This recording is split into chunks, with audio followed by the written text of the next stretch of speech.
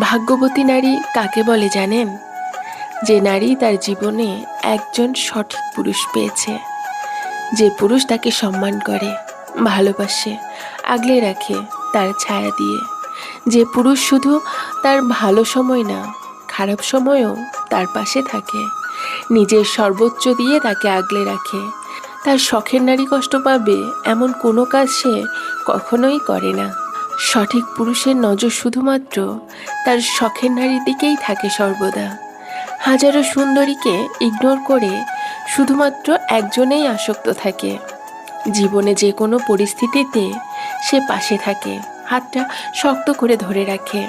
সঠিক পুরুষের ভালোবাসা আসলে অনেক সুন্দর হয়।